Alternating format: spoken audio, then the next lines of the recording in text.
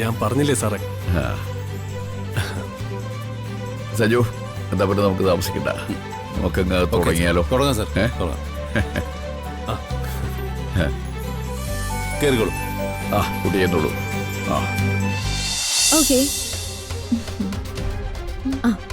ചെല്ലമ്മ, പോകാനുള്ള കാര്യങ്ങളൊക്കെ നോക്കിക്കോ. ഇത് ശരിയാവുമെന്ന് തോന്നുന്നില്ല, ഒട്ടും പോസിറ്റീവ് അല്ല. ശരി മാഡം, എന്താ പോസിറ്റീവ് അല്ല തോന്നിയത്? ഈ പണ്ട് ട്യൂണോ അതോ ഇതിലെ വരികളോ? ഇത്രയും സമയമായല്ലോ മാഡം ഇവിടെ വന്നിട്ട്. ഒന്ന് വായിച്ചു നോക്കിയോ? പല്ലവി ഒന്ന് പാടാൻ പറഞ്ഞിട്ട് പാടിയോ?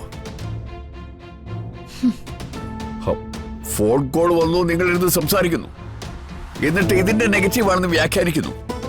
ഏയ്, നിങ്ങളിത് എങ്ങോട്ടാ പറഞ്ഞു കേറുന്നേ? ആരോടാണ് താൻ സംസാരിക്കുന്നേ?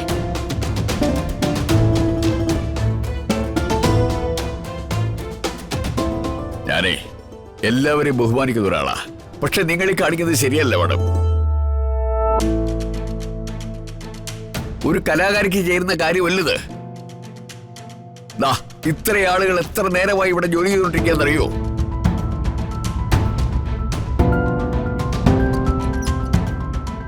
അവരെയൊക്കെ അവമാനിക്കുന്ന രീതി നിങ്ങൾക്ക് എങ്ങനെ പെരുമാറാൻ കഴിയുന്നു?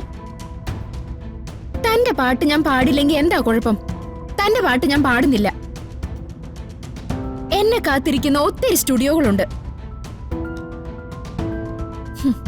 എന്റെ കഴിവുകളെ ബഹുമാനിക്കുന്ന ഒത്തിരി മ്യൂസിക് ഡയറക്ടേഴ്സും ഉണ്ട്. ഞാൻ അവരുടെ അടുത്ത് മാത്രമേ കംഫർട്ട് ആവൂ. അല്ലാതെ അഹങ്കാരിയായ നിങ്ങളുടെ കൂടെ വർക്ക് ചെയ്യാൻ സമയമില്ല.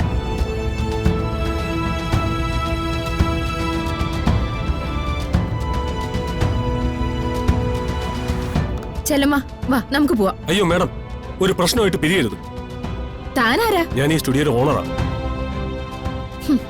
എന്ന് വെച്ചാ ഈ കെട്ടിടത്തിന്റെ. അങ്ങനെ കിട്ടുന്ന വാടകയും വാങ്ങി കയ്യിൽ വെച്ച് മിണ്ടാതിരുന്നാ മതി. ഇങ്ങോട്ട് കയറി ഭരിക്കാൻ വരണ്ട, മനസ്സിലായോ? ഞാൻ ഈ പാട്ട് പാടിയില്ലെങ്കിൽ പിന്നെ പ്രധാനപ്പെട്ട ആരും ഈ പാട്ട് പാടില്ല.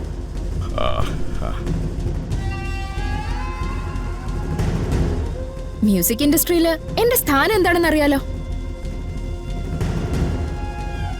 എന്നെ ഒരാൾ അപമാനിച്ചു എന്നറിഞ്ഞാ അവര് പൊറുക്കില്ല. കാണാം നമുക്ക്.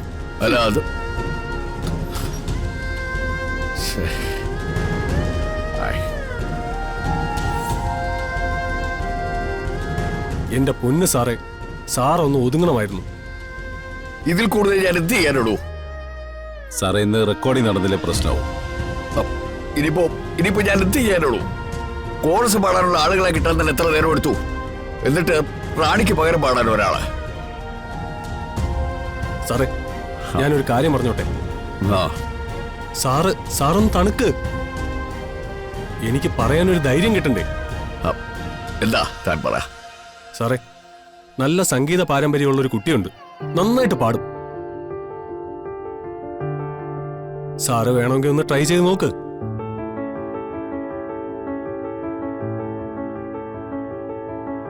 സാറേ, വേറെ ആരുമല്ല, പ്രശസ്ത ഗായിക ശ്യാമയുടെ മോള രാധിക.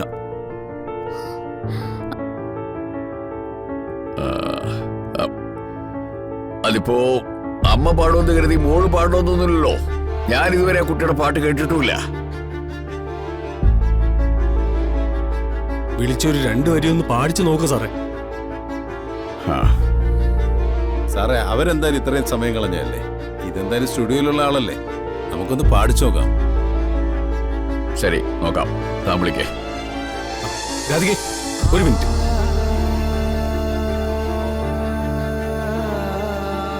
ഒന്ന് ട്രൈ ചെയ്ത് നോക്ക് പ്ലീസ്.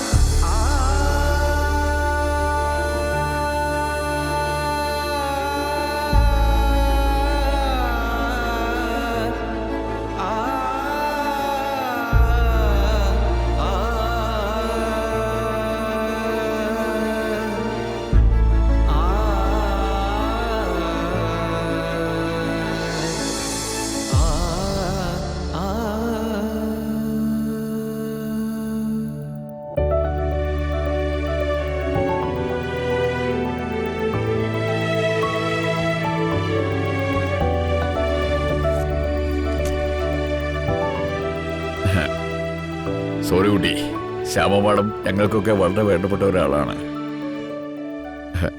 പക്ഷേ ഒരു കോമ്പറ്റീഷൻ സ്വഭാവം അറിയാമല്ലോ, അതുകൊണ്ടാണ് ഞാൻ ജസ്റ്റ് ഒന്ന് പാടിച്ചു നോക്കിയത്.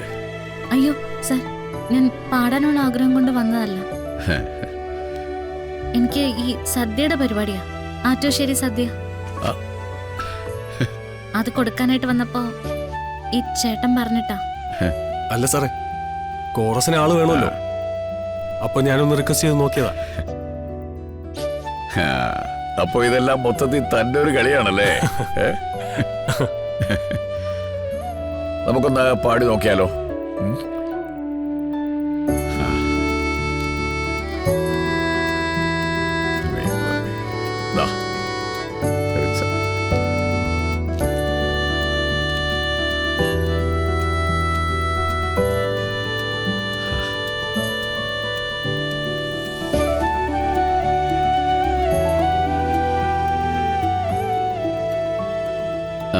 ആ ട്രാക്ക് ഒന്ന് പ്ലേ ചെയ്തൂടെ?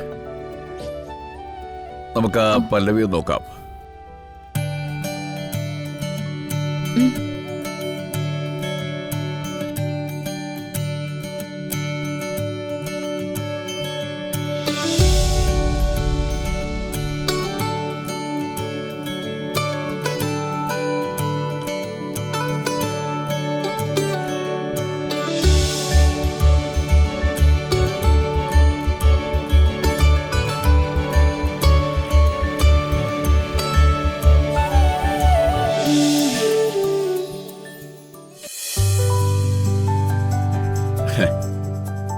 ശ്യാമ മാഡത്തിന്റെ അതേ ശബ്ദം,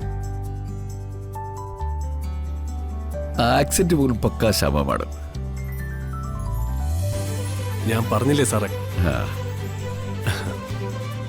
സജു, എന്താ പറയുക, നമുക്ക് താമസിക്കണ്ട, നമുക്കങ്ങ് തുടങ്ങിയാലോ? തുടങ്ങാം സാർ, തുടങ്ങാം. കേറിക്കോളൂ. കുട്ടി എന്നോളൂ. ഉം.